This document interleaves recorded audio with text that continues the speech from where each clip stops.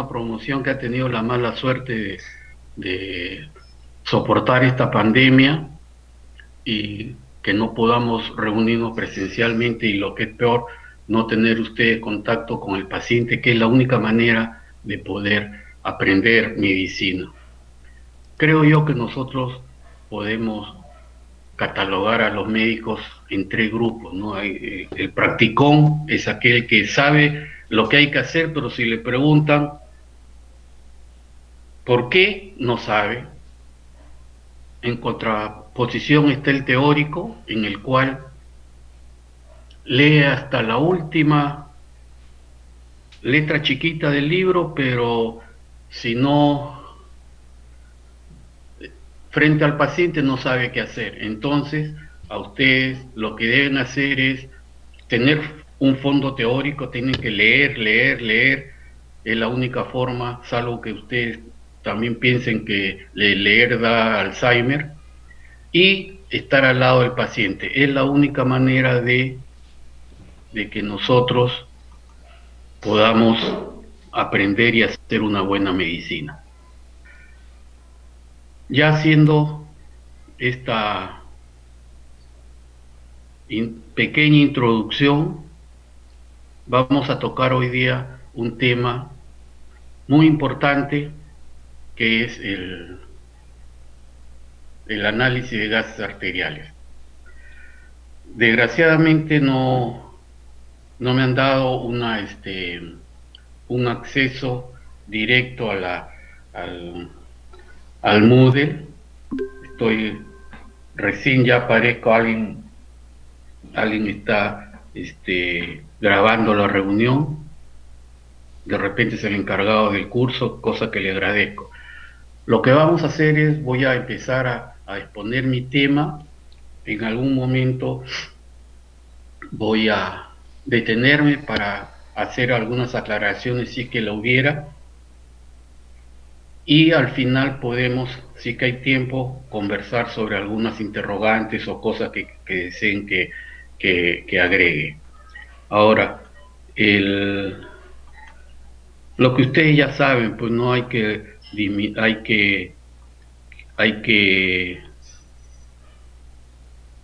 apagar los micrófonos, las cámaras, si es posible,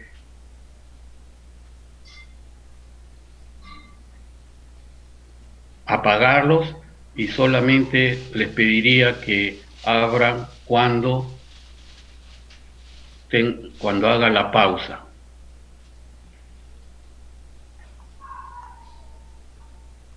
No sé si, Piero, no sé si estoy compartiendo adecuadamente la pantalla. Sí, doctor, podemos ver su diapositiva. Lo puede poner en modo presentación quizás para poderlo verlo mejor, A pero depende de ver, usted. eso es lo que quiero hacer, sino que, a ver, vamos a ver.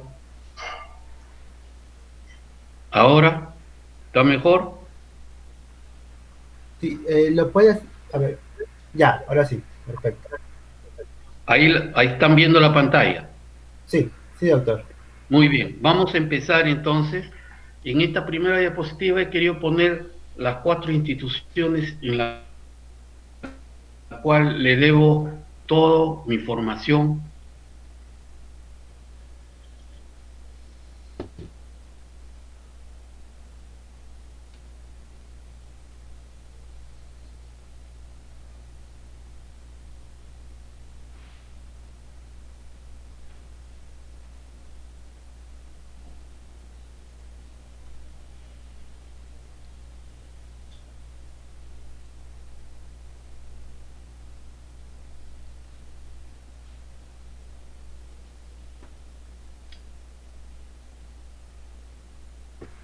Doctor, disculpe, ¿me escucha?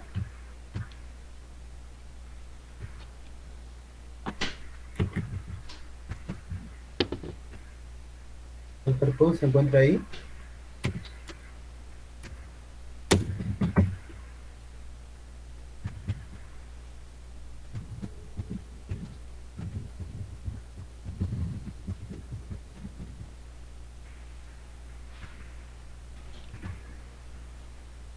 Al parecer es un problema de conexión. Esperemos un ratito, por favor.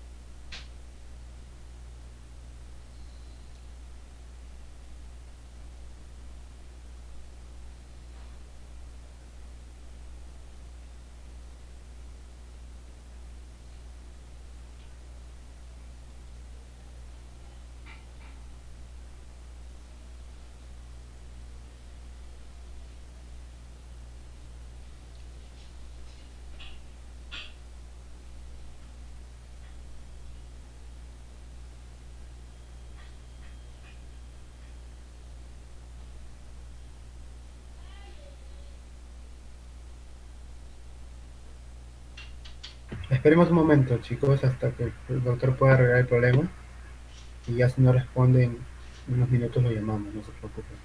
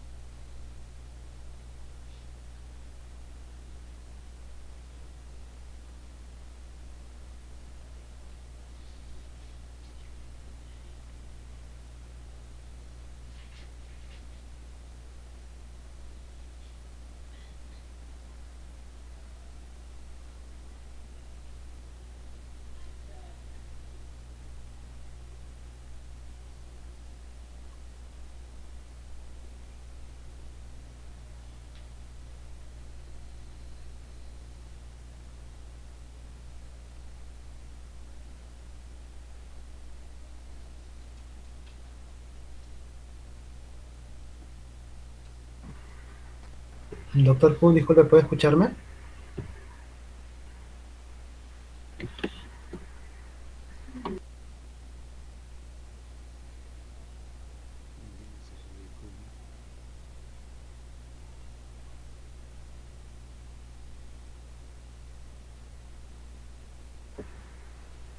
Doctor Pun, no le podemos escuchar todavía.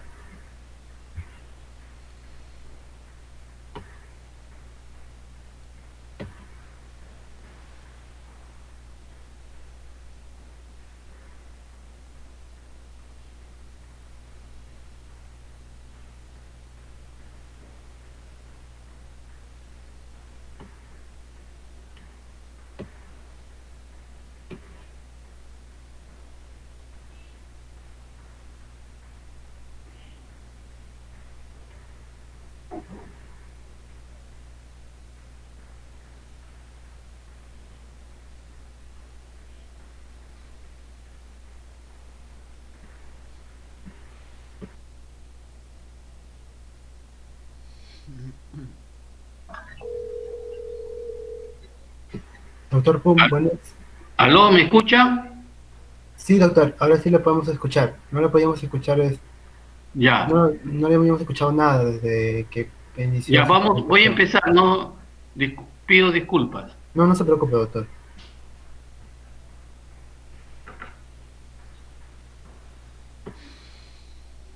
¿Ahí ven la pantalla ya? Sí, sí, doctor, sí podemos Ya. ver.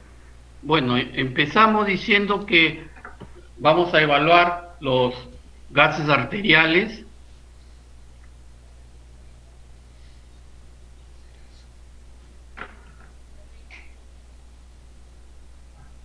¿Cuándo indicamos gases arteriales? Indudablemente que cuando, como yo soy especialista, o por lo menos intento ser especialista en cuadros respiratorios, medimos presión arterial de oxígeno y CO2.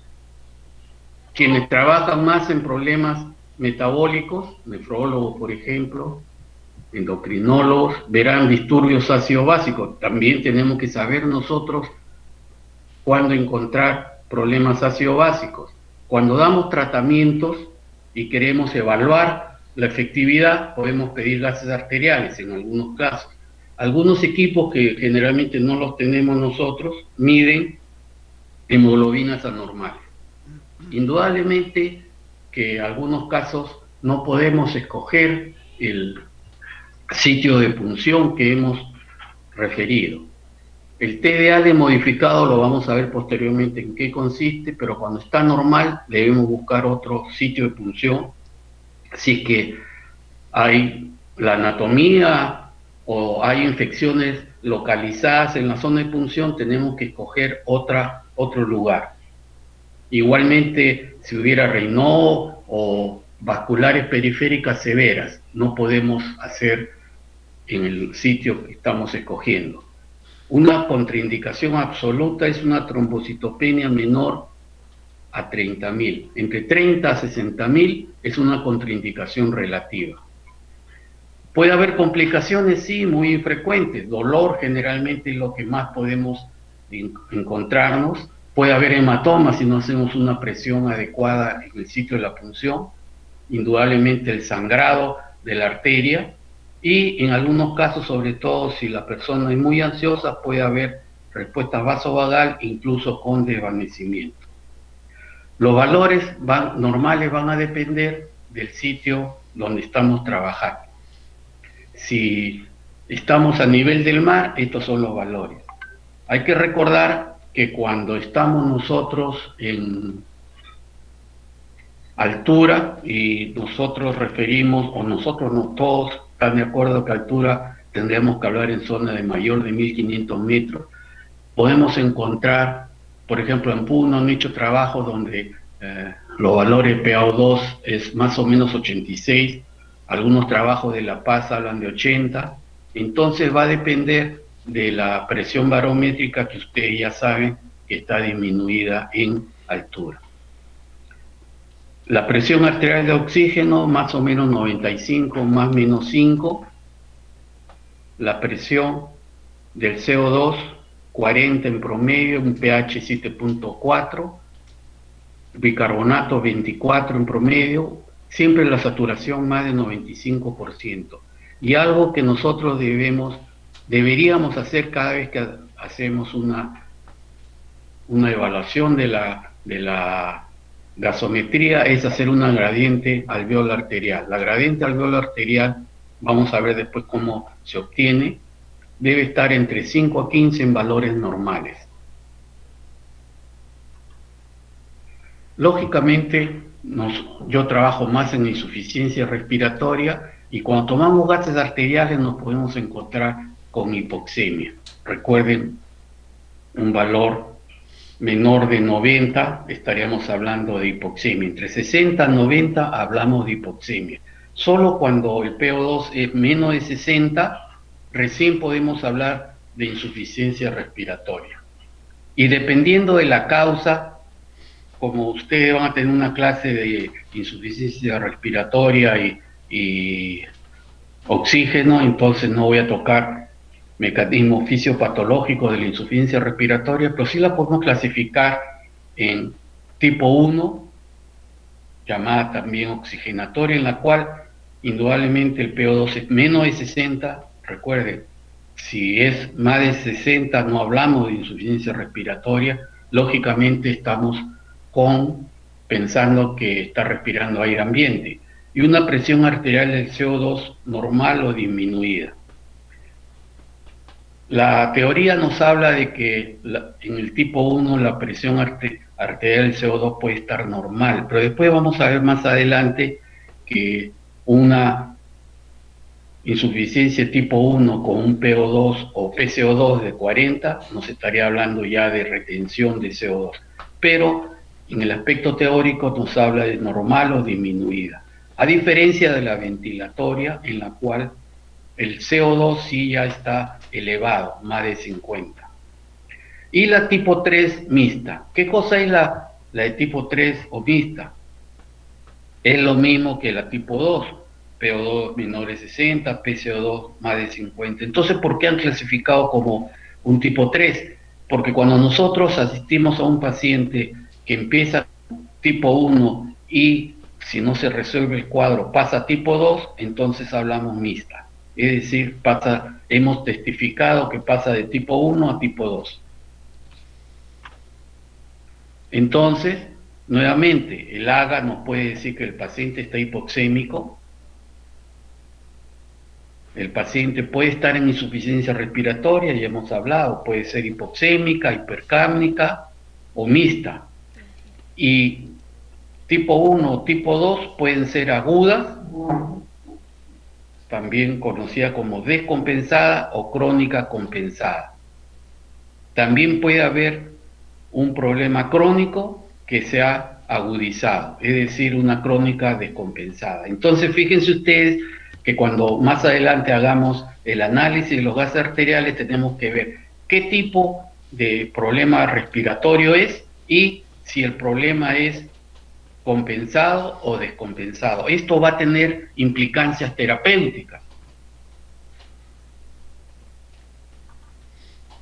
Vamos a ver rápidamente cómo se producen los ácidos. Recuerden que cada vez que nos alimentamos, los alimentos van hasta nivel celular y todo el metabolismo, la formación de ATPs y todo el ciclo de Krebs, que ustedes espero que algo se deben acordar. El producto final es CO2 más agua.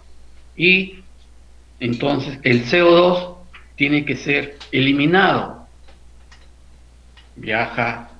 Hay una clase para ver cómo viaja el CO2, generalmente como ácido carbónico o bicarbonatos, y llega al pulmón donde debe ser eliminado. Estamos hablando de ácidos producto del metabolismo, el CO2.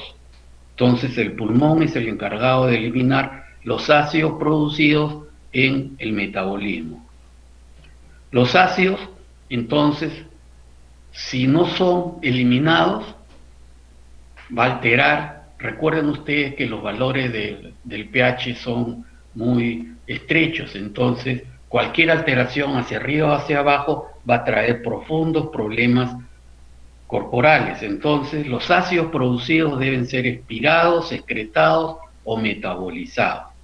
¿Cuál es el ácido producido por el metabolismo? El CO2. Fíjense la cantidad que se puede tener al día, 15.000 milimoles. A nivel celular, se combina con agua, produce el ácido carbónico y después puede ser transportado, ¿no?, a pulmón como bicarbonatos. No voy a tocar ese tema porque hay una clase de transporte de oxígeno, CO2, entonces no quiero entrar a temas de otro colega. Hay ácidos orgánicos. Recuerden, también con el metabolismo se pueden formar ácidos orgánicos como lácticos, cítricos. Y ácidos no volátiles,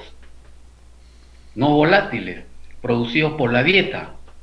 Algunos ácidos sulfúricos, por sulfuros en la dieta. Todo esto deben ser eliminados. Entonces, para lograr un buen balance ácido básico, el pulmón tiene que trabajar para eliminar el CO2. Los ácidos orgánicos, como ácido láctico, pueden ser reutilizados. Y los ácidos no volátiles producidos por la dieta son excretados por el riñón. Entonces, el balance ácido básico va a estar evaluado fundamentalmente por el buffer bicarbonato CO2. Fíjense, es esta relación bicarbonato CO2. Cuando nosotros evaluamos el equilibrio ácido básico, no podemos hablar de uno solo, es decir, no podemos decir cómo está el bicarbonato, cómo está el CO2, sino siempre tenemos que relacionarlos, bicarbonato y CO2. Vamos a verlo eso más adelante. Algunos conceptos de alteraciones ácido-básicas. Acidemia, cuando tenemos un pH menor a los valores normales. Puede ser alcalemia, un pH más de 7.45. Hablamos de acidosis cuando los hidrogeniones están elevados y hay disminución del pH extracelular, a diferencia de alcalosis, que hay elevación del pH. Cuando hablamos de problemas metabólicos, acidosis metabólico, es pH disminuido y bicarbonato disminuido. Cuando hablamos de alcalosis metabólica, hay una elevación del bicarbonato y el pH. La acidosis respiratoria, que es lo que generalmente yo trabajo, está disminuido el pH y el CO2, la presión arterial del CO2 está por encima de los valores normales, a diferencia de alcalosis respiratoria, que disminuye la presión del CO2, por lo tanto eleva el pH. Las alteraciones ácido-básicas pueden ser simples. Una alteración, y vamos a ver, siempre hay una compensación. O puede haber alteraciones mixtas. Cuando hay más de un desorden simultáneo, y la compensación puede estar también a nivel de electrolitos. Tenemos que conocer qué cosa es el anion gap. Entonces, cuando hablamos del equilibrio ácido básico, hablamos de un pH mayor o hablamos de valores normales, pH 7.40, poquito se me ha... Acá había un error, 7.4 como valor promedio, un PCO2 40 como promedio y bicarbonato 24. ¿Alguna interrogante hasta ahora? Dejo libertad para si alguien quiere abrir su micrófono y hacerme alguna pregunta.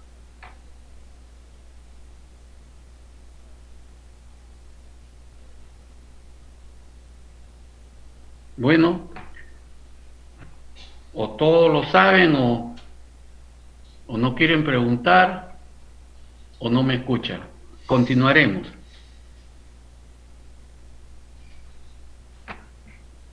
Acidosis respiratoria. Nuevamente un desbalance ácido básico.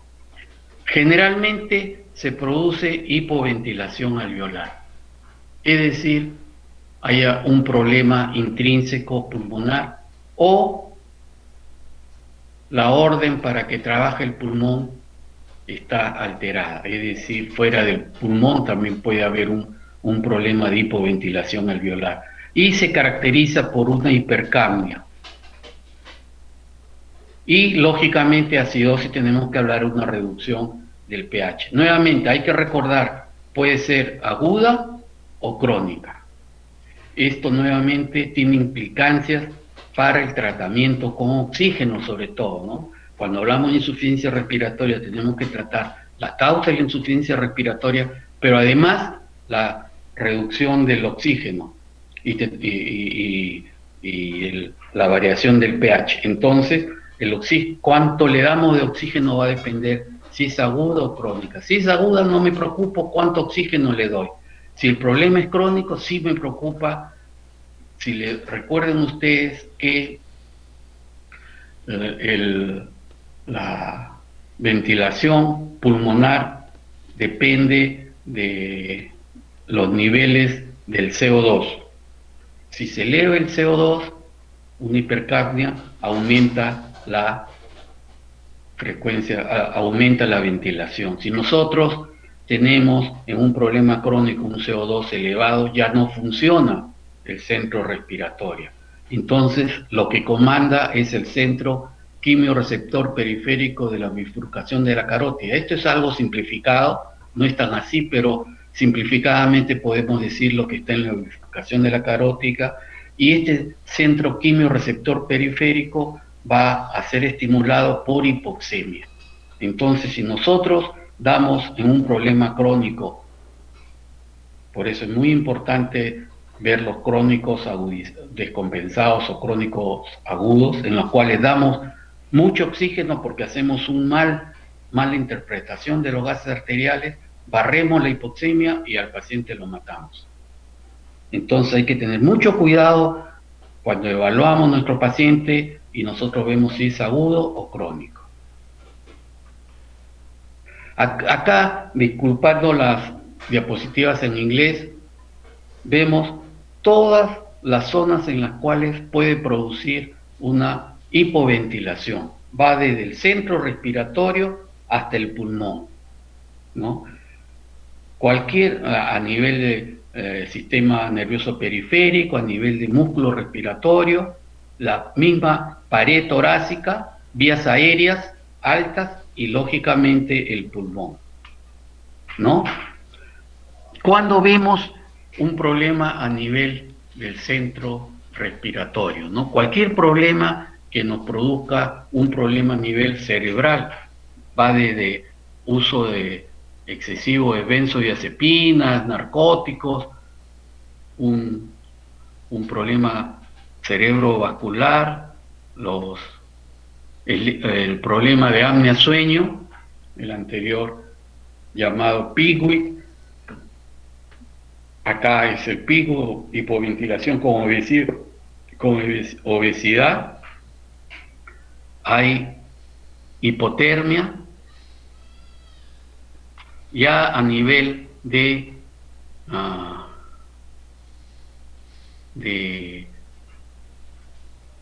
sistemas periféricos tenemos Guillain-Barré, tenemos miastenia gravis, cualquier problema mioneural, polimiositis, ¿no es cierto? Acá fíjense, todos estos son problemas a nivel extrapulmonar, ¿no? Poliomielitis, Guillain-Barré, injuria del nervio frénico, sobre todo cuando hay cirugías de tiroides, miastenia gravis, cualquier distrofia muscular, problemas en la caja torácica, cifoescoliosis marcada, un tórax inestable. Acá el pectum excavatum realmente es más anatómico que cada problema importante a nivel alveolar, ¿no? Cuando ya hablamos de una acidosis respiratoria básicamente pulmonar, cuando casi todo lo que hemos hablado es causas extrapulmonares. ¿Cuándo se produce un problema pulmonar que lleva a acidosis respiratoria? Cuando inicialmente hay una alcalosis respiratoria, cualquier enfermedad que nos lleve a una un PCO2 bajo, por ejemplo, vamos acá en el gráfico, partimos acá, por ejemplo, si un PCO2 está disminuido, hablamos de alcalosis respiratoria, por ejemplo, puede ser un ataque agudo de asma, tenemos un PCO2 bajo.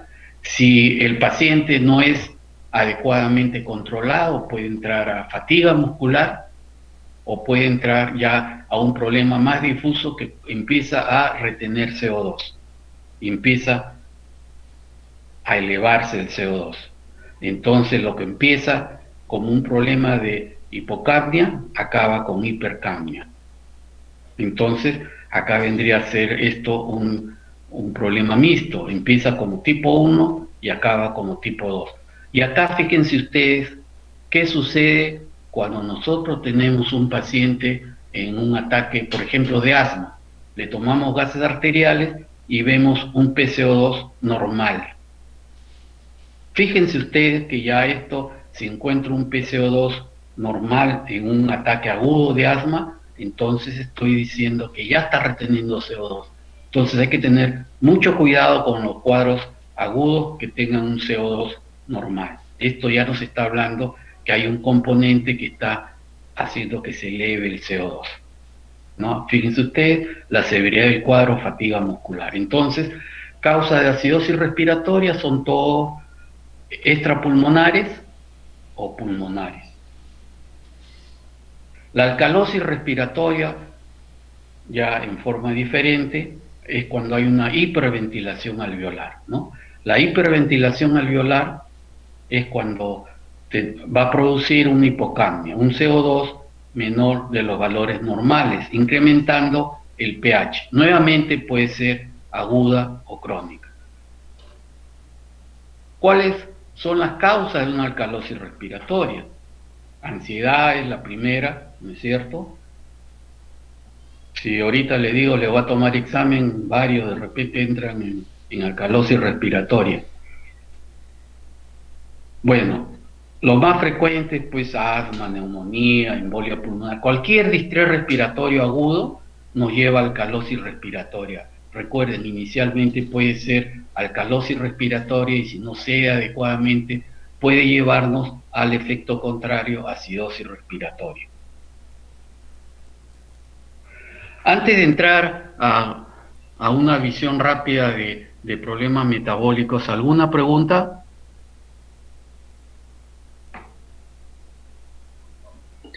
Yo, profesor, buenos días. Sí, Quería preguntarle, en el caso del asma, ¿por qué es que en un ataque asmático, por qué hay una disminución del CO2? ya, recuerda que después vamos a ver, cuando hablamos de conceptos importantes, que la presión alveolar del CO2 va a depender de la ventilación alveolar. Entonces, la presión arterial del CO2 vendría a ser igual a la inversa de la ventilación alveolar. Si yo aumento la ventilación alveolar, como sería un asmático, si ustedes han visto un ataque asmático, lo ven con frecuencia respiratoria elevada, ¿no es cierto? Entonces, esa presión, esa frecuencia respiratoria elevada va a limpiar de CO2 el organismo. Entonces, cualquier mecanismo que eleve la frecuencia respiratoria va a producir una alcalosis respiratoria. ¿Alguna otra pregunta?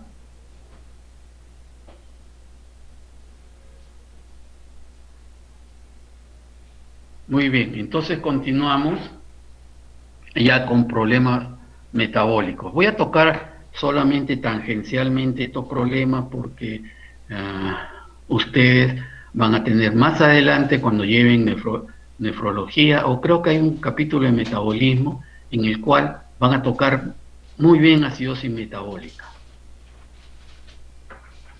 Tal vez en lo anterior que hemos hablado de respiratoria me faltó recordar, y acá lo estamos notando, que cuando hay un problema respiratorio hay o metabólico, hay una compensación, ya sea si es respiratorio, hay una compensación metabólica, y si hay un problema metabólico, hay una compensación pulmonar. No siempre lleva a la normalidad, pero tiende a compensar las alteraciones. Después vamos a ver en qué consiste eso.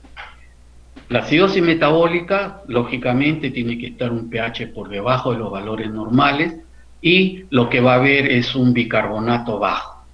Entonces, la característica es bicarbonato bajo, y va a haber una compensación pulmonar que va en el mismo sentido. Si el bicarbonato cae, la presión arterial del CO2, para tratar de compensar un problema metabólico, recuerden que el CO2 también es un ácido, entonces el pulmón empieza a hiperventilar. Ustedes ojalá pronto vean pacientes y van a ver la respiración de Kussmaul que se ve en un paciente acidótico metabólico, en el cual hay un bicarbonato disminuido y el pulmón empieza a compensar, aumentando la frecuencia, por lo tanto disminuye el CO2, produciendo lo que refería anteriormente, una compensación con alcalosis respiratoria. No lleva a la normalidad, pero trata de compensar para que no se altere demasiado el pH, ¿no? Fíjense ustedes que el anion gap, recuerden que o tal vez no lo han llevado, aunque sí deben haber tocado el anion gap. El anion gap es la gradiente de aniones. Para obtener el anion gap tienen que hacer sodio más potasio menos bicarbonato más cloro. Normalmente debe ser, esa resta debe ser hasta 10 máximo.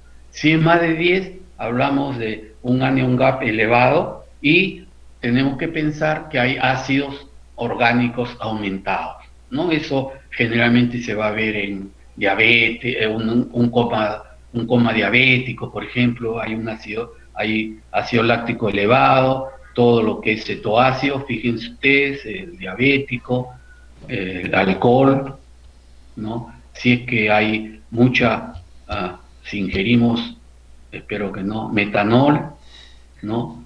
Y cuando el anion gap está normal, por debajo de 10, ¿no? Entonces esto lo van a ver más adelante en mayor frecuencia, ¿no?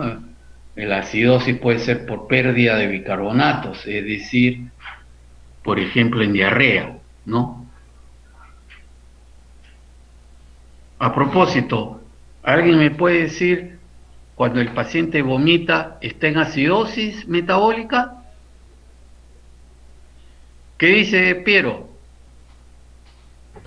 No, doctor, sería una alcalosis.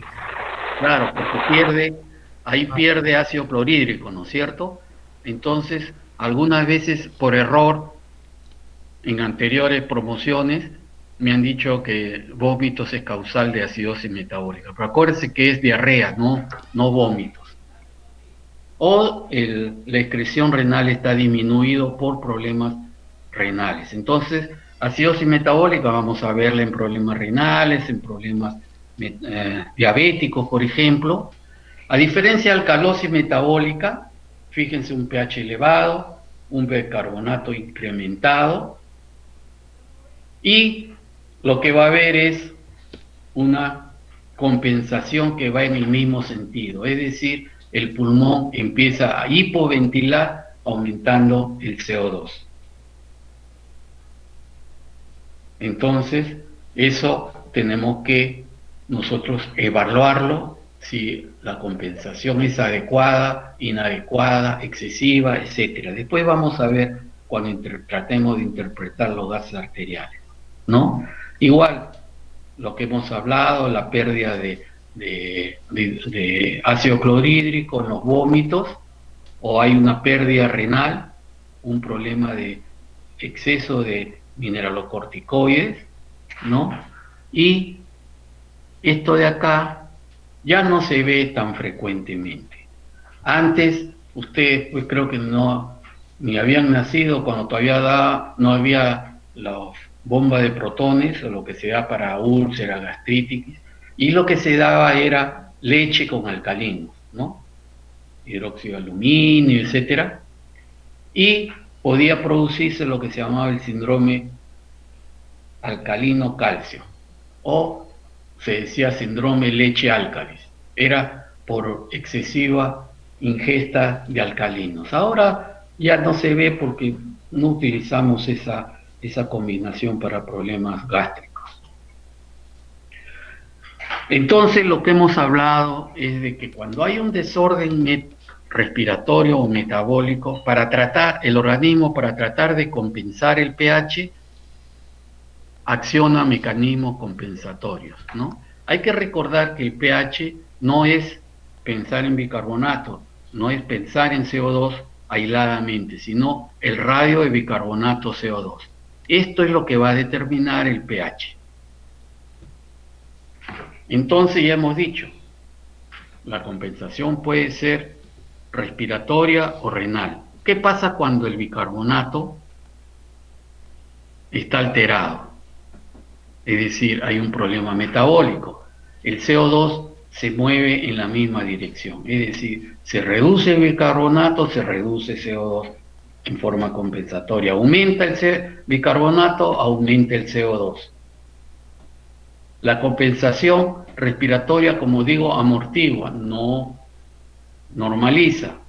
Y generalmente la respuesta respiratoria es rápida. Empieza aproximadamente a los 15 minutos y ya en 12 horas se obtiene una respuesta compensatoria casi total.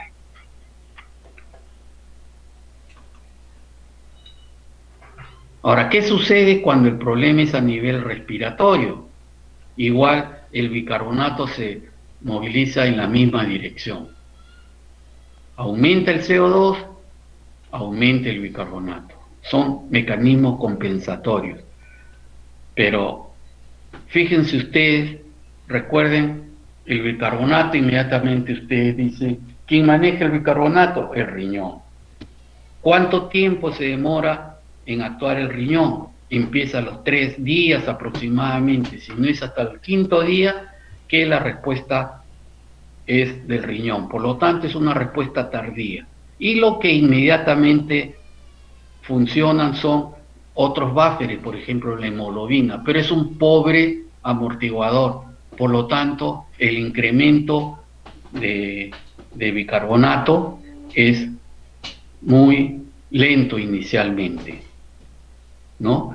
Nuevamente mitigan, pero no normalizan. Entonces, cuando el problema es agudo del CO2, el bicarbonato no compensa inicialmente adecuadamente. Entonces vamos a ver en esos casos de acidosis respiratoria en la cual el pH está muy descompensado, con bicarbonato con elevaciones pequeñas.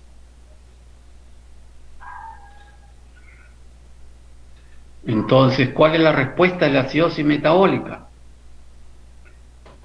Solamente hay que recordar estas tres. Cualquiera de estas tres cosas pueden utilizar para saber cuando hay un problema metabólico, cómo debería encontrarse el CO2, ¿no? Acá, por ejemplo, esto es más fácil. La presión del CO2 es igual al bicarbonato más 15. Ya si quieren, el PCO2 es los dígitos decimales del pH. Si el pH está en 730, entonces el PCO2 debe ser 30. Entonces, esto es lo que aproximadamente debería encontrarse en una acidosis metabólica, cómo debería estar el CO2.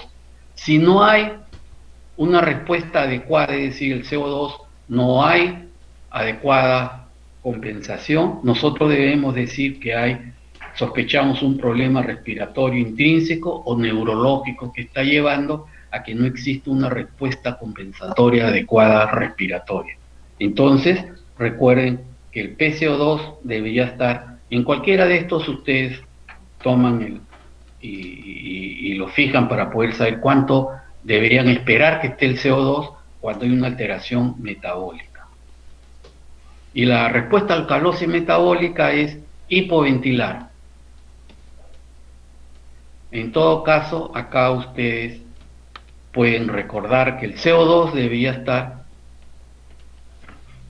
entre el bicarbonato más 10, ese es el valor que deberíamos esperar aproximadamente el CO2. Si hay mayor incremento, hay que sospechar que hay un problema muscular o hay una hipocalemia. Entonces fíjense ustedes que deberían ustedes calcular cuánto deberían esperar para poder saber si hay respuestas compensatorias. Ahora, ¿qué sucede cuando el problema es respiratorio? Que generalmente es lo que manejo. ¿Cómo compensa el organismo? A los 5 minutos empieza, cuando hay una acidosis respiratoria, a los 5 minutos empieza y generalmente es la hemoglobina. Y entonces la compensación por bicarbonato es muy leve. Y como ya hemos dicho, el riñón tarda en actuar. Entonces no esperen encontrar en problemas respiratorios una compensación adecuada de bicarbonato en los primeros días. Ya cuando hablamos más de 5 días, hablamos de una compensación crónica. En la acidosis crónica, lógicamente ya el riñón está actuando, hay un aumento en la reabsorción tubular de bicarbonatos y esto produce aumento de bicarbonato a nivel sanguíneo, ¿no? Esto sucede de forma contraria cuando hay alcalosis respiratoria crónica. El CO2 se elimina en mayor cantidad, produciendo una caída en el bicarbonato. Entonces, estos 4 pasos se recomiendan cuando hay un desequilibrio ácido básico. Establecer el diagnóstico principal, es decir, el cuadro clínico. Recuerden que ustedes van a evaluar la gasometría de un paciente, es decir, tiene que saber la historia clínica y eso nos ayuda para poder saber exactamente y obtener una adecuada evaluación de los gases arteriales. Entonces, primero establecer el diagnóstico principal y cuál es el problema metabólico, respiratorio.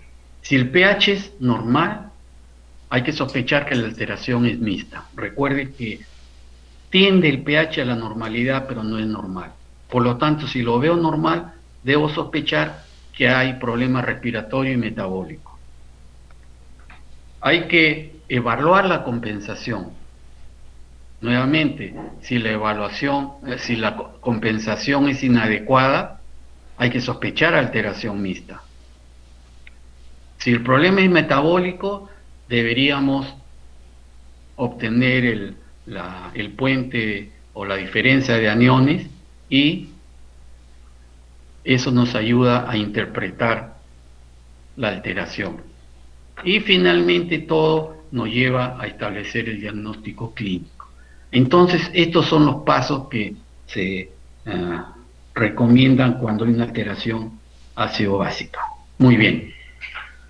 Antes de entrar a cómo obtener los gases arteriales, si hay alguna pregunta, con todo gusto la podemos responder.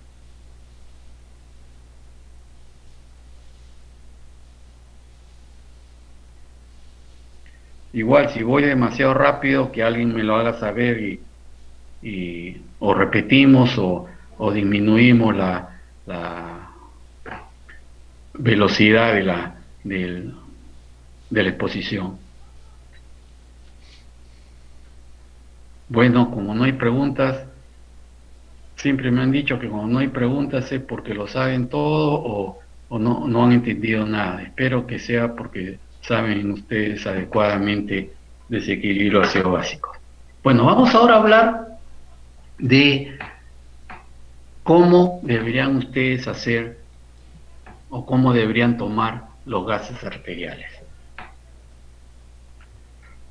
Muy bien, ¿cuáles son las dificultades técnicas? Recuerden ustedes, o mejor dicho, lo ideal sería que quien saque gasometría, saque, punce arteria, arterias periféricas, debería ser un personal técnico, ¿no? Un tecnólogo, una enfermera, pero esto no se hace así. Entonces el médico le dice al residente, tómale gases arteriales. El residente voltea y le dice al interno, oye, tómale gases arteriales.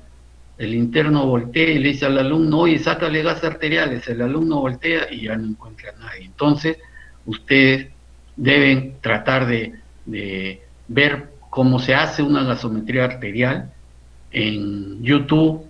Como no tengo acceso a la plataforma, no puedo colgar algunos videos en los cuales se ve cómo se debe, cuál es la técnica de tomar gas arterial. Pero ustedes, si es que están interesados, entren a YouTube y vean cómo tomar gas arteriales. Ahí les van a dar paso por paso cómo van a hacer.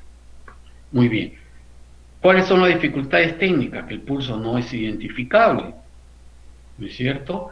Puede ser un obeso, un edema, o hay un edema, o el paciente no colabora, pues es ansioso, está asustado y no podemos hacer una buena toma de muestras, ¿no? Si no podemos, si es radial, no podemos hacer una buena hiperextensión de la mano para poder tomar adecuadamente los gases. Y en algunos lugares que hay dificultades, se puede utilizar con ultrasonido, ¿no? El ultrasonido nos indica exactamente dónde está la arteria y nos permite introducir la aguja para poder tomar los gases arteriales. Cualquier arteria palpable puede ser usada. Puede ser la radial, braquial, axilar, femoral, dorsal, pébia. Por la facilidad y porque es la que menos complicaciones podría dar, es hacer en la arteria radial, ¿no? Supongamos, recuerden, una femoral, sobre todo en personas de alto riesgo, personas mayores que tengan placas ateromatosas, podemos punzar, eliminar o desprender una placa ateromatosa, produce coágulo, y como es una arteria grande terminal, podemos perder la extremidad de la persona. Entonces, si bien recordamos que puede ser cualquier arteria, generalmente la que escogemos es la arteria radial, ¿no? Fíjense ustedes, acá hay un arco, el arco palmar, en la cual recibe colaterales tanto de la radial como de la cubital. Entonces, si hay algún problema en la radial, la arteria cubital puede suplir algún problema en la arteria radial. Después vamos a ver colocar la aguja en un ángulo de 45 grados y bueno, este es como colocar un catéter, ¿no? Pero recuerden, es colocar en 45 grados y extraer la muestra de la arteria. No deben succionar el émbolo, sino dejar que la misma presión eleve la sangre. La arteria braquial también puede ser usada. Fíjense, una abducción del brazo para poder tomar adecuadamente en la arteria braquial, si es que no tenemos acceso a la radial, ¿no? También puede ser usada la axilar, un poquito más difícil. Acá tenemos los reparos, el deltoides, el músculo pectoral, nuevamente abducción del brazo, y se puede ingresar por la arteria.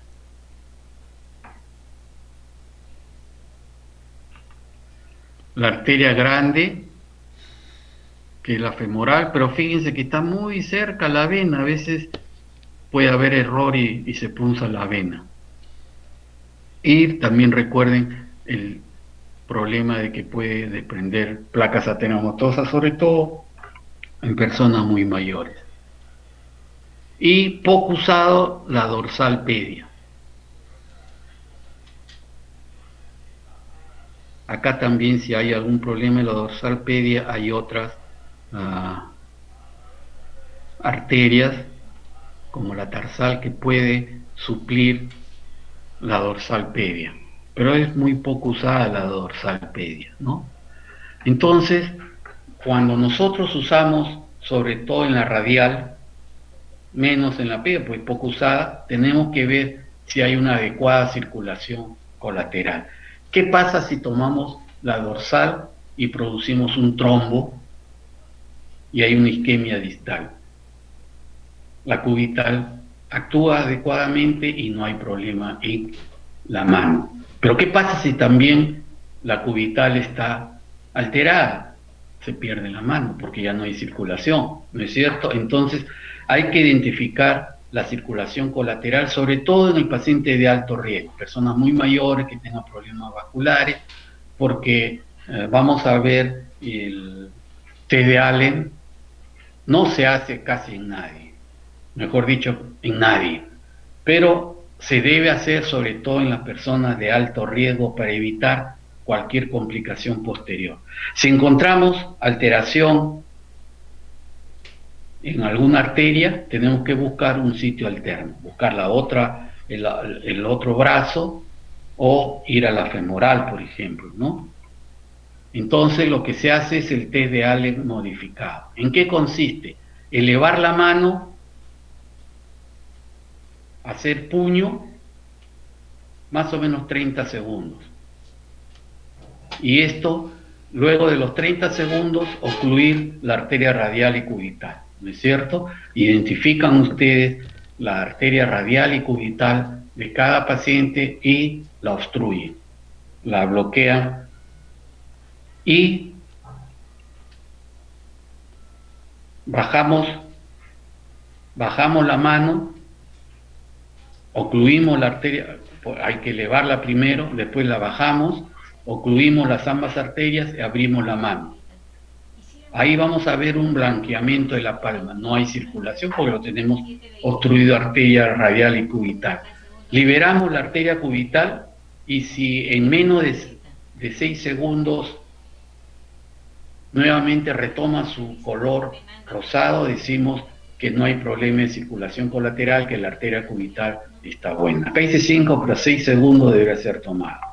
Algunos piensan que el test de Allen es controversial, pero bueno, fíjense ustedes acá, elevamos el puño, lo cerramos, la mano la elevamos, cerramos el puño, identificamos ambas arterias, radial y cubital, y las ocluimos. Primero acá identificamos,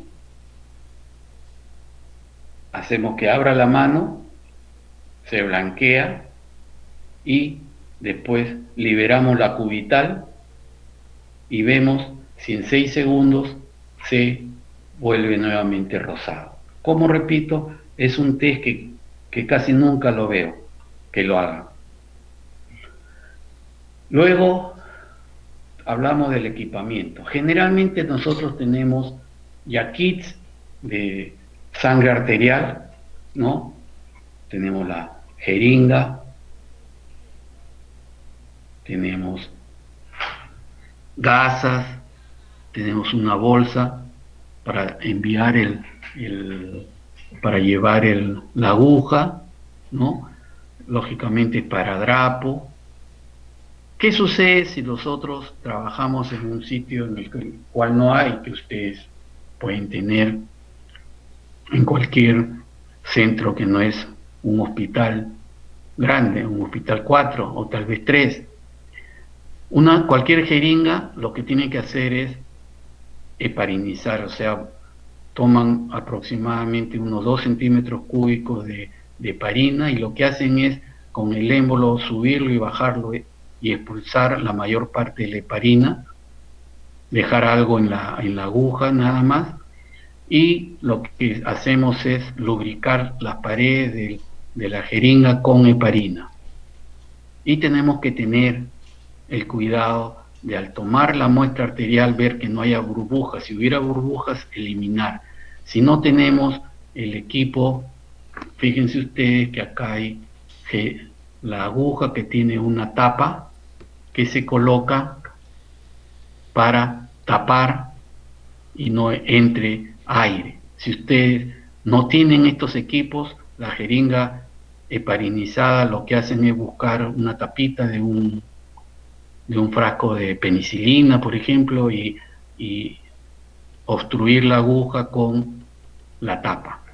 Y inmediatamente debe ser enviado a analizar. Si es que, sobre todo, nosotros calculamos, por ejemplo, estamos en un centro que no tiene equipo de gasometría para dosar gases arteriales, tenemos que colocarlo en hielo para que no se produzca metabolismo del glóbulo rojo y entonces altera el CO2, altera el oxígeno. Por lo tanto, si es que se va a demorar en el dosaje de gases arteriales, tiene que ir con hielo la jeringa. La técnica, como le digo, ustedes entren a YouTube y ahí van a encontrar, hay que esterilizar la piel con la sustancia que yodopovidona, alcohol yodado, lo que tengan a la mano. Esto de acá generalmente no se usa, ¿no? Porque si le inyectamos silocaína casi le va a doler inyectarle la aguja igual que si le colocamos la gasometría arterial. Por lo tanto, esto generalmente no lo usamos, ¿no?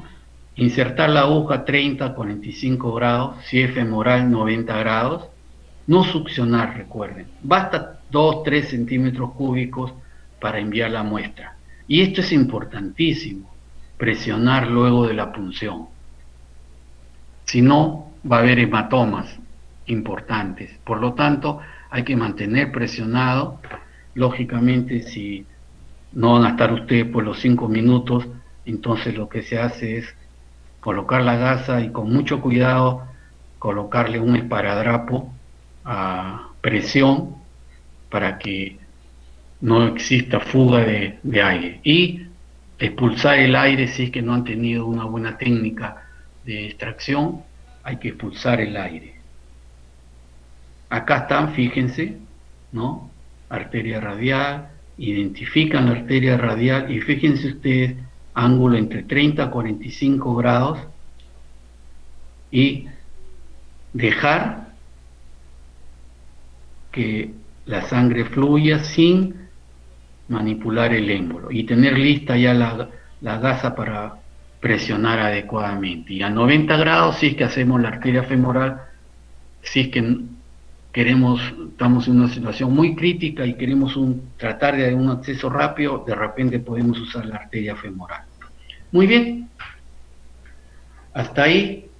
¿Alguna pregunta?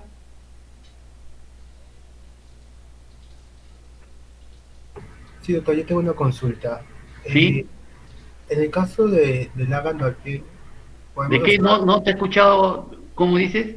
en el AGA también podemos ver otros resultados, como por Sí. ejemplo algunos electrolitos, ¿no? Entonces, ¿qué tan fiables son estos datos y en qué caso nosotros podemos, digamos, usar No, esto? son fiables. Lo que pasa es que no toco eso porque yo voy a tocar solo, casi exclusivamente problemas respiratorios, por eso no toco mucho electrolitos. Ah, ok, doctor.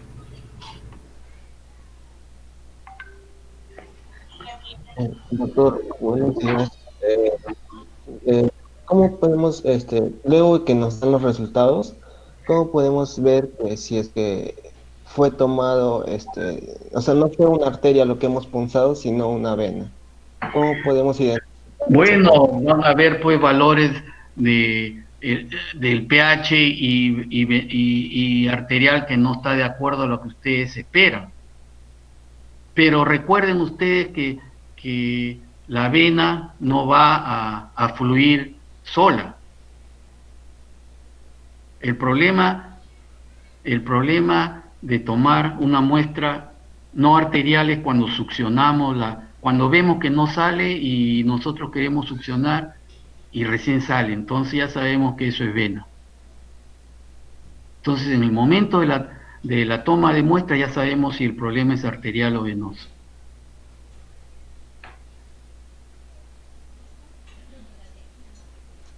Gracias, doctor.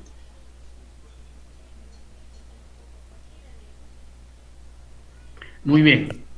Doctor, una Sí, consulta. sí. ¿Cada cuánto tiempo es recomendable tomar en una persona que ya está ya hospitalizada? Ya, eso justo vamos a hablar ahora. Ahora hablo y ya, si está absuelta tu pregunta, si no me la vuelves a hacer. ¿Alguna otra pregunta? Bueno, lógicamente no podemos estar pues sacando gases arteriales a cada momento, ¿no? Todo va a depender si es que nosotros vemos que el paciente no evoluciona adecuadamente, hay que tomarle gases arteriales nuevamente. Para eso aparecen los métodos no invasivos. Los métodos no invasivos es pulso oxímetros, capnógrafos, que no veo mucho acá en el país, sistemas transcutáneos, que esto no lo hacemos, esto es calentar la piel y tomar muestras, y eso nos permite tener unos buenos resultados de PO2 y CO2, esto no lo hacemos. Entonces, ustedes, con esto de la pandemia, esto se ha vuelto pues casi, no hay hogar en el cual no tenga estos pulsoxímetros. Esta es una forma no invasiva de controlar la saturación, ¿no? Tomamos inicialmente unos gases arteriales y comparamos cuál es el valor que nos da la saturación de los gases arteriales y lo comparamos con la saturación que nos da el pulso oxímetro. Si coinciden, estamos bien. Si hay diferencia, nosotros vemos si los gases arteriales nos vienen de 92 y la saturación me viene 90, o el pulso oxímetro me dice 93, ya sé que hay una variación de 1. Entonces, inicialmente tenemos que tener esa precaución. Entonces, ahora ya con el pulso oxímetro no necesitamos tanto estar punzando, y si no vamos a ver después cuándo deberíamos punzar repetidamente, ¿no? Indudablemente que si nosotros tenemos un paciente crítico y que queremos una medición de gases arteriales en forma frecuente, lo que debemos colocar es un catéter intraarterial. Y eso nos va a tener ya un dosaje de gases arteriales en forma permanente. Estos equipos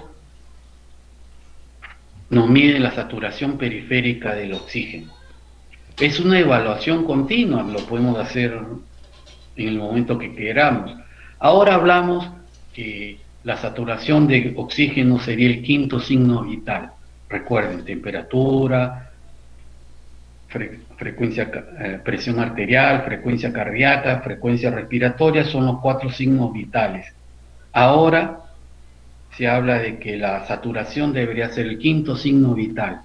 En todo caso, neumólogo que no tiene un pulsoxímetro, pucha, no se le respeta. Entonces, se basa en espectrometría dentro del equipo que calcula el ratio de absorción de la luz ultravioleta. Infrarroja. Usa un emisor de luz infrarroja y en el otro sector hay sensores que miden la absorción de la luz. Y eso dentro del procesador nos da el valor de la saturación y también nos puede dar frecuencia cardíaca. Entonces, en este momento lo que hacemos es tomar gases arteriales, comparar con un pulsoxímetro y tomar frecuentemente el pulsoxímetro. Entonces eso ya no nos da tener que pulsar a cada momento. Entonces las ventajas: rapidez, no es invasiva, datos continuos. Entonces el pulsoxímetro debería tener cada servicio varios pulsoxímetros para poder medir el valor de la saturación, ¿no?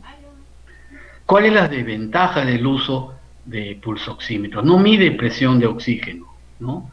Recuerden ustedes Si vemos la curva de disociación de la oxihemoglobina, es una S itálica, que la primera parte es muy pronunciada, la pendiente es muy pronunciada y después es una meseta. Y más o menos el inicio de la meseta está en relación a una saturación de 90 y un PO2 de 60.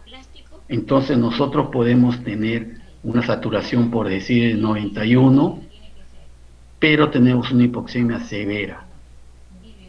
Entonces, un inconveniente es que no mide adecuadamente el PO2, solamente nos dice cuando hay menos de 90 la saturación, decimos que el PO2 está por debajo de 60.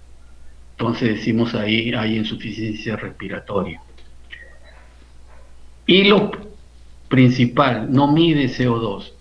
Entonces, el problema de los pacientes que tienen sobre todo CO2 elevado crónicamente, el control con oximetría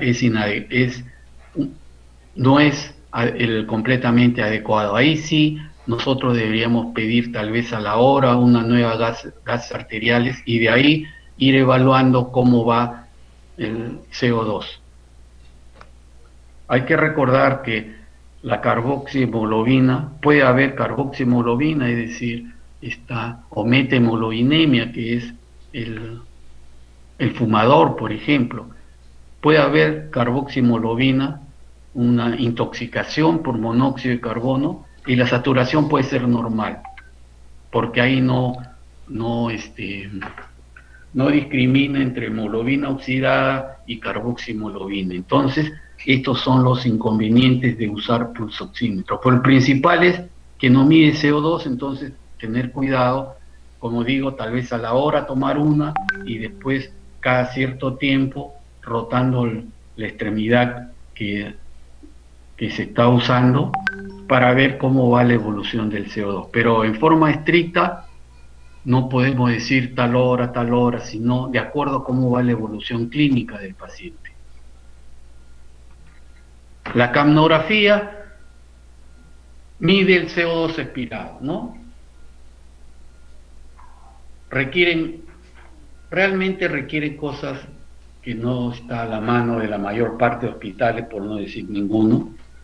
Requiere un circuito ventilatorio, es decir, cuando el paciente está en ventilador, se coloca el capnógrafo, igual el capnógrafo mide pictometría de masa o luz infrarroja. Cuando hay un paciente crítico, de repente no es tan seguro, lo que mide es el CO2 expirado, ¿no? Fíjense ustedes cuando empieza la expiración. Esto es inspiración, empieza la fase expiratoria y cuando termina, por eso se dice una medida al final, tida al CO2, porque lo mide acá el CO2, acá empieza ya la inspiración. Entonces en este nivel mide el CO2, al final de la exhalación mide el CO2, estos equipos que son realmente pequeños, pero que requieren ya sea máscaras especiales o un circuito ventilatorio, que no está a la mano en la mayor parte de pacientes. Entonces, ahora vamos a entrar a la evaluación de los gases arteriales. Algunos conceptos importantes antes de entrar a ver cómo evaluamos los gases arteriales. Hay que recordar que la presión atmosférica en Lima, que estamos a 752 milímetros de mercurio. Pero eso es lo que está fuera de la nariz. Una vez que ingresa a la nariz, recuerden que la función de la nariz es ventilar y saturar con vapor de agua. La presión de vapor de agua es más o menos 47. Entonces, si nosotros recordamos que la presión de oxígeno es más o menos 0,21, entonces esta presión atmosférica la restamos de la presión de vapor de agua y vamos a tomarlo como 700 para la facilidad del entendimiento actual, decimos que una vez que entra por la nariz, la presión del aire está más o menos 700. Si nosotros decimos que 0,21 es oxígeno, más o menos decimos que 140 es que llega al alveolo. Pero fíjense que nosotros medimos una presión alveolar de 100. ¿Por qué cae de 140 en la nariz y llega al alveolo de 100? Porque se encuentra con un gas que en el aire ambiente no es muy importante, el CO2. Entonces el CO2 desplaza parte del oxígeno, por lo tanto la presión alveolar es 100. Si nosotros tomamos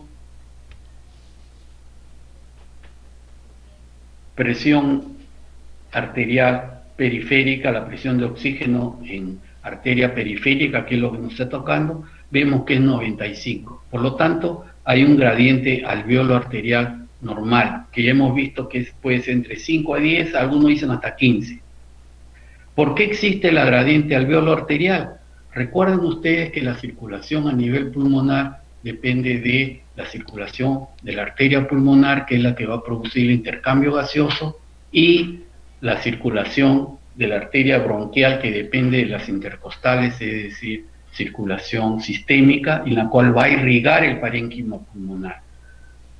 La arteria bronquial nutre parénquima, después las venas bronquiales desembocan directamente en vena pulmonar, es decir, un circuito venoso ingresa a un circuito arterial. Además, las venas del seno coronario pueden desembocar directamente a la aurícula izquierda. Nuevamente, el circuito venoso ingresa a un circuito arterial. Por lo tanto, existe una gradiente alveolo arterial que es normal. Esto que hemos hablado, la presión arterial del CO2 es inversa a la ventilación alveolar.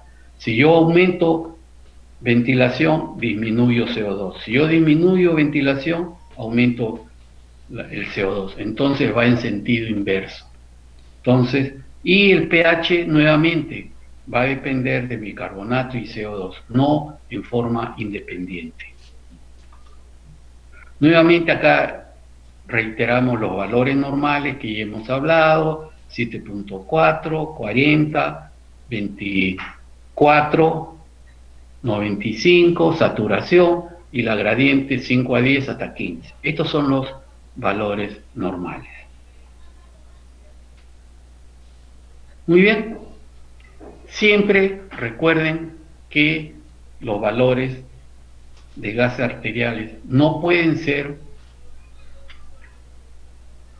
evaluados adecuadamente si no decimos si el paciente está respirando aire ambiente o está recibiendo oxígeno adicional.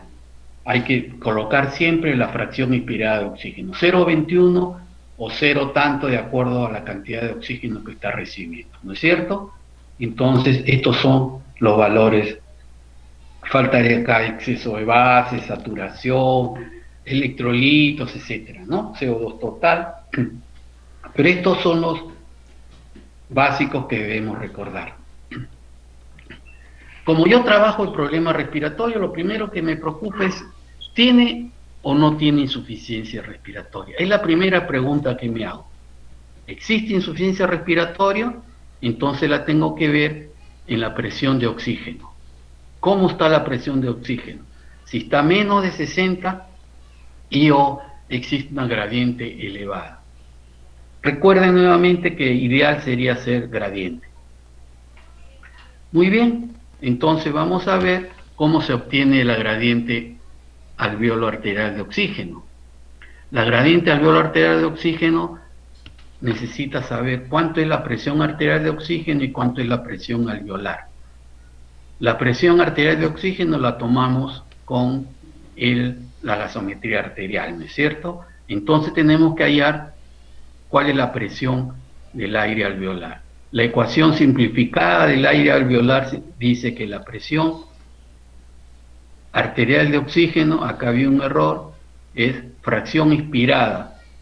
Bueno, fracción inspirada de oxígeno multiplicado por presión atmosférica menos presión de vapor de agua, menos presión alveolar del CO2 sobre R. R es un cociente respiratorio. La fracción inspiratoria de oxígeno, ya sabemos, puede ir desde 0,21 hasta 1. Eso tenemos que anotarlo. La presión atmosférica en Lima, estamos reemplazando, la presión atmosférica en Lima es 752. La presión de vapor de agua, ya hemos dicho, 47. La presión alveolar del CO2 no lo sabemos, pero sabemos que el CO2 es hasta 20 veces más difusible que el oxígeno. Por lo tanto, la presión alveolar del CO2 se acepta que es igual a la presión arterial del CO2. Entonces, en nuestra ecuación, reemplazamos presión alveolar por el valor de la presión arterial que lo obtenemos con la punción. Y R es un cociente respiratorio que va a depender del oxígeno consumido sobre el CO2 producido. Y eso va a depender de la dieta. En condiciones normales es 0,8. Casi todos toman R como 0,8, pero si la dieta es casi proteínas, lo llevamos a 1, y si es grasa exclusivamente, nadie tiene exclusividad, pero hay que recordar que puede ser 0,7. Entonces aceptamos como valor 0,8. Entonces ustedes, para hallar la gradiente alveolo arterial, primero obtienen presión alveolar, multiplican la fracción inspirada de oxígeno, 0,21 si es el caso de aire ambiente, acá 752, acá 47, acá la presión arterial del CO2 y acá 0,8.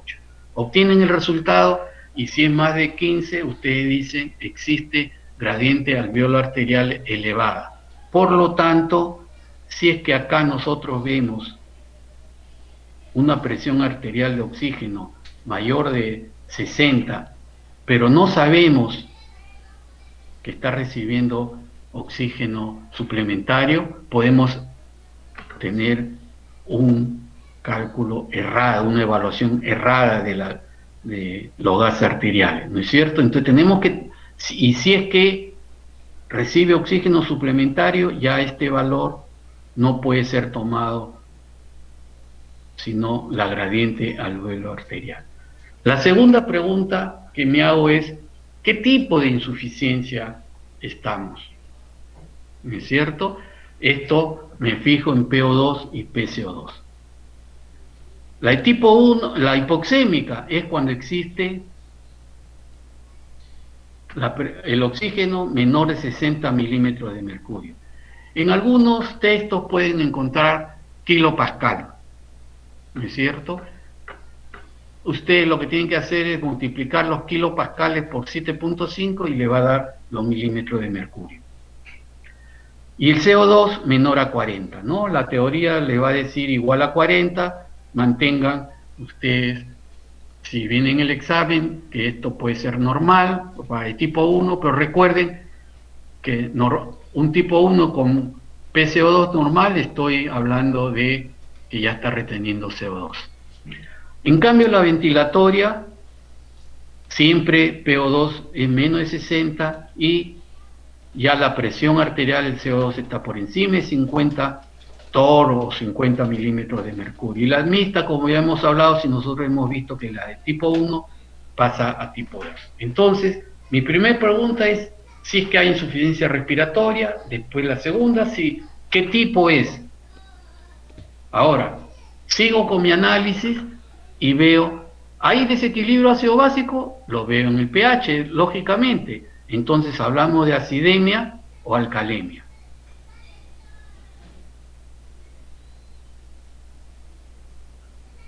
La cuarta pregunta que me hago es, ¿el problema es respiratorio o metabólico?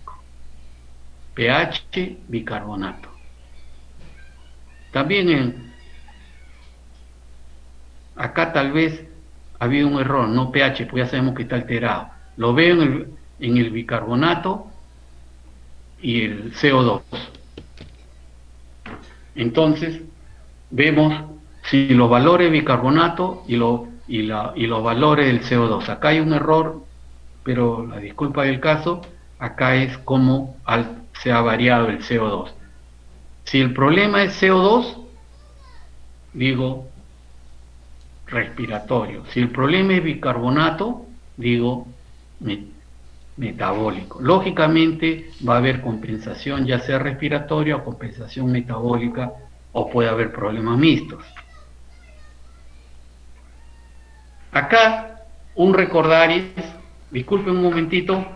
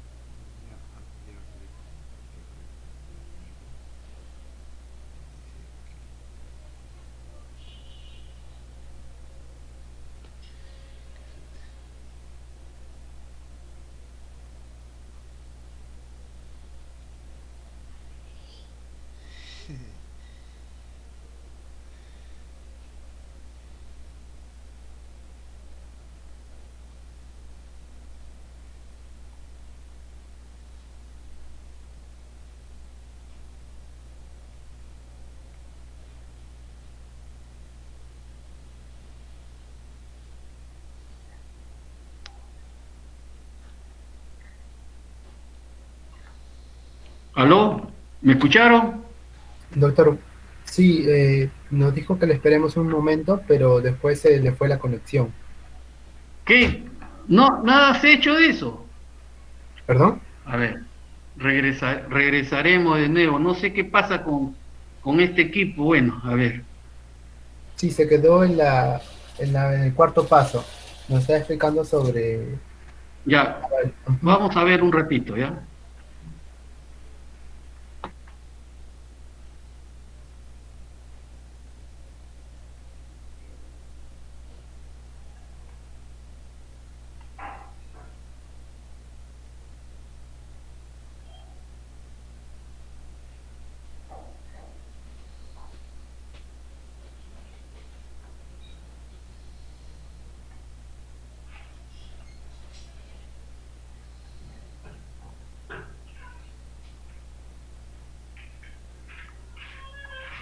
¿Aparece en pantalla? Sí, doctor, sí. Ya.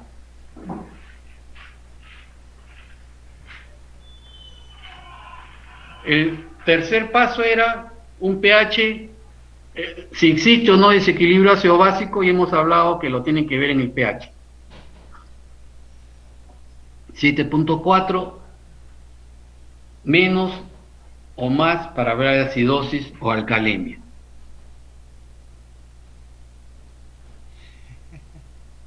El cuarto paso tengo que verlo si el desequilibrio es respiratorio o metabólico, ¿no? Tengo que verlo en el pH, el bicarbonato y el CO2. Si el problema es en el CO2, respiratorio. Si el problema es en el bicarbonato, metabólico. Vamos a ver acá en esta gráfica cómo se comportan los diversos variaciones. La acidosis puede ser respiratoria, aguda o crónica o metabólica. Siempre el pH está disminuido. Está marcado en rojo donde está el problema principal y el otro es la compensación. En la respiratoria aguda el CO2 está elevado, la compensación de bicarbonato es en la misma dirección, elevada, pero recuerden el problema agudo, no hay una buena compensación. Entonces el pH estaría acá muy alterado. En cambio, en el respiratorio crónico, ya la compensación metabólica es mayor, ya el riñón está trabajando y el pH tiende a estar normal. Y acá el problema es metabólico y hay una hiperventilación, por lo tanto cae el CO2 en forma compensatoria. En cambio, la alcalosis respiratoria, todos los problemas van a estar a nivel del pH. Está elevado siempre el pH y el problema acá es nuevamente CO2, la compensación que es pobre inicialmente es en la misma dirección, acá sí ya existe una mayor compensación, por lo tanto el pH tiende a ser normal. Acá el problema es a nivel metabólico y el pulmón empieza a hipoventilar elevando el CO2. Entonces, esos son los mecanismos. Entonces acá vemos si el problema respiratorio metabólico, acá me faltó decir si el problema respiratorio, el problema es agudo o crónico. Entonces esto no le da mucho caso, sino el quinto paso es saber si el problema es respiratorio, saber si es agudo o crónico, ¿no? Agudo crónico puede ser agudo, crónico descompensado. Esto hay que tener mucho cuidado. Las reglas para saber si es crónico o agudo son dos. La primera relaciona CO2 y pH.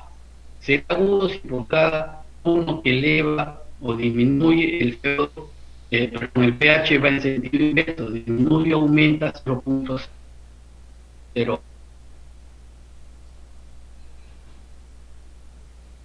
Entonces, fíjense que la primera regla es esa. La segunda regla relaciona CO2 y bicarbonato. Será agudo más de 10, la variación del bicarbonato 1 a 2. Si es 10, caerá el bicarbonato 2 a 3. El problema es crónico, si es más de 10, aumenta de 3 a 4, o sea, menos de 10, aumenta de 4 a 5. Entonces,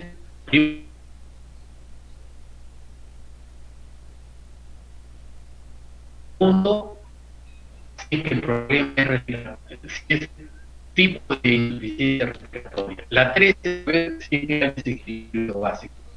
4 es saber si el problema es respiratorio. Y 5 es saber si el problema es respiratorio algo crónico. Esto es lo que yo manejo problemas respiratorios.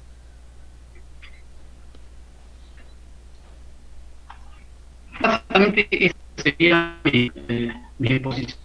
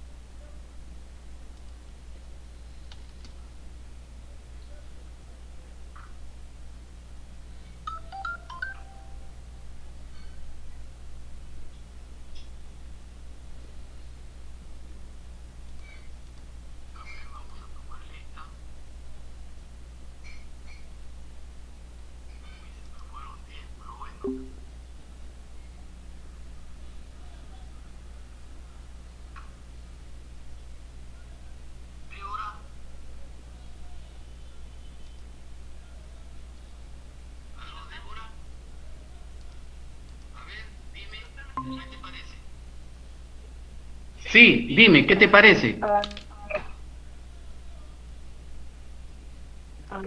El primer paso, es evaluar si hay alguna insuficiencia respiratoria. ¿Qué dices? ¿Hay insuficiencia respiratoria? ¿Hay insuficiencia respiratoria, Débora? Sí, porque la presión arterial, de Cristian es menor de 60. Está menos de 60, ¿no es cierto? Muy bien. ¿Qué tipo es, Débora? Y luego el otro parámetro ¿Tipo 1 o tipo 2? Tipo 2, porque la presión arterial del CO2 es mayor a 50. Muy bien, entonces tenemos que hay una insuficiencia respiratoria de tipo 2. ¿No es cierto, Débora? ¿Hay desequilibrio ácido básico? Sí. Sí, también. ¿Qué dice? ¿Dónde lo ves? Sí. En el pH, ¿no es cierto? En una acidemia. Hay una acidosis. pH es menor de 7. Hay una acidosis. 0.35. ¿Será metabólica, Débora? ¿Será una acidosis metabólica? Acidosis. ¿Dónde lo ves?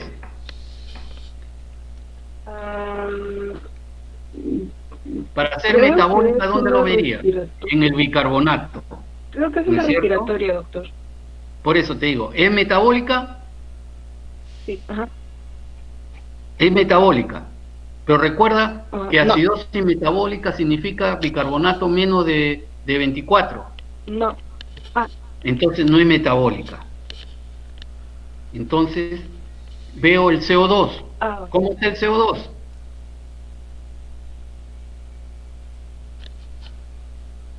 Ujú.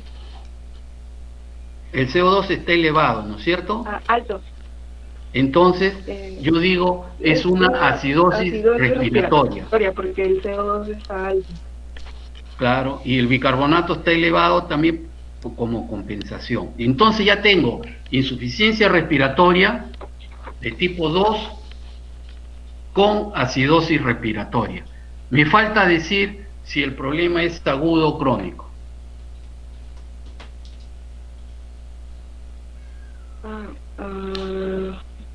¿Qué dices? Vamos a tomar la primera regla. Yo digo, por cada elevación de 1 de CO2, el pH va a caer en 0.08 si es aguda o 0.03 si es crónica. Entonces hago una regla de 3 simple. Si fuera aguda, 1 cae 0.08 y acá cambiado de 40 a 60 es 20, 20 sería X. Hago la regla de 3 simple y me sale 0.16 aproximadamente. ¿Me está siguiendo, Débora?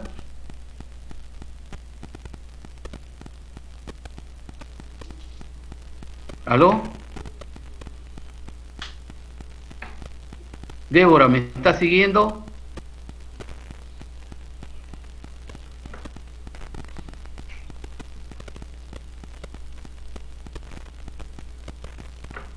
¿Me escuchan? Sí, doctor, al parecer creo que Débora tiene un problema de Doctor, ¿me conexión. escucha? Sí, Débora, dime. Has hecho la regla de 3 simple, sale más o menos 0.16. Entonces, Sí, doctor, sale 0.16. ya, ¿Sería entonces aguda? resto 7.4 menos 0.16, me sale ¿cuánto? 7.24. Si busco si es crónico, digo 1 varía 0.03, 20 varía X, y me sale más o menos 0.06. Resto 7.40 menos 0.06, me sale 7.34. ¿Cuál se acerca? Es 7.24. Entonces digo acidosis respiratoria aguda. Lógicamente, esta parte me toca en práctica y lo vamos a hacer, ojalá, en algún momento en la práctica. Bueno, si es que me toca tu grupo en el revalidate, ¿no? Pero la forma es buscar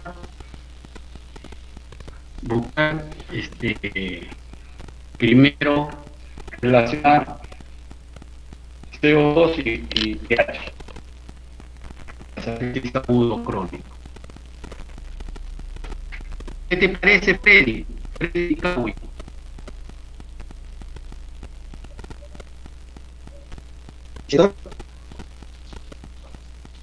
Bueno, ¿Qué dices? en esta prueba podemos ver que no hay un cuadro de insuficiencia respiratoria. Hay ¿Qué cosa hay? hipoxemia, hay alteración ácido-base. Sí, pero ya. Una alteración ácido básica, ¿qué cosa es? Alcalón, Sí, ¿no? sí, Ya. ¿Y el bicarbonato? el bicarbonato está disminuido. Por lo tanto,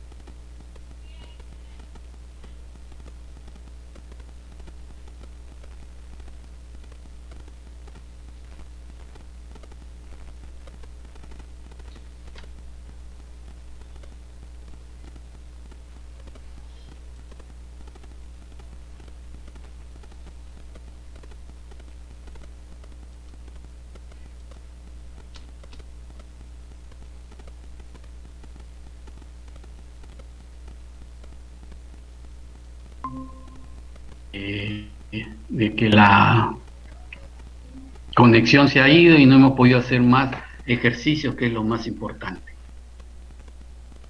En todo caso, si ustedes desean, alguna tarde que estén libres podemos hacer algunos ejercicios respiratorios o de análisis de gases arteriales con historia clínica.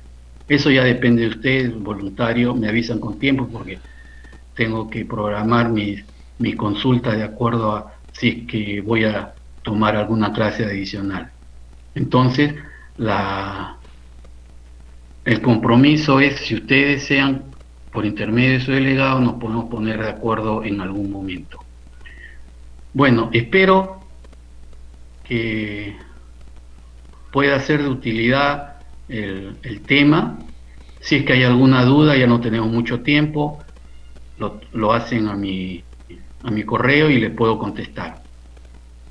Bueno, muchachos, espero en algún momento tener el gusto de verlos personalmente. Muy bien, Piero, ya nos comunicamos si es que hubiera algún interés en hacer una clase adicional. Ok, doctor, yo estaré coordinando con usted. Muchas gracias. Perfecto. Hasta luego, muchachos. Hasta luego, doctor. Gracias, doctor. Hasta luego.